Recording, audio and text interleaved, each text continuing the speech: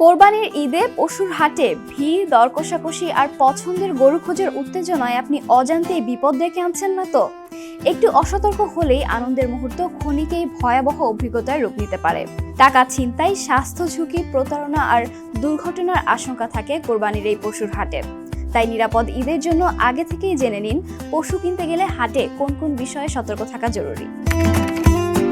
পশুর হাটে থাকে বিপুল মানুষের সমাগম, ফলে জীবাণু ও ভাইরাস সংক্রমণের ঝুঁকি থাকে বেশি। এ সময় নিজেকে সুরক্ষিত রাখতে অবশ্যই মাস্ক ব্যবহার করুন। অনেকেই কোরবানির পশু কেনার আগে নিজ হাতে পশু স্পর্শ করে যাচাই করেন। মনে রাখা জরুরি, হাত দিয়ে পশু স্পর্শ করার পর কোনোভাবেই তা দিয়ে নিজের শরীরের কোনো অংশ স্পর্শ করবেন না।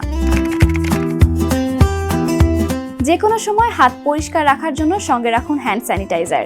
এটি আপনাকে জীবাণু ও ভাইরাস থেকে অনেকটাই সুরক্ষিত রাখবে। বিক্রেতার সঙ্গে কথা বলার সময় কমপক্ষে 3 ফুট দূরত্ব বজায় রাখার চেষ্টা করুন। অতিরিক্ত ভিড় এড়িয়ে চলুন।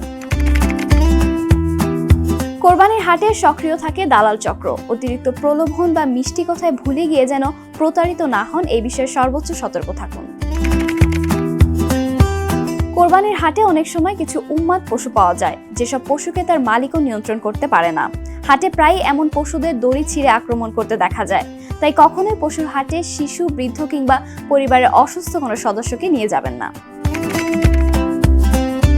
পশুর হাটে গিয়ে কখনোই রাস্তার ধারের খাবার খাবেন না। এ সময় অজ্ঞান পার্টির তৎপরতা বেড়ে যায়, যা আপনার পশু কেনার টাকাও হাতিয়ে নিতে পারে।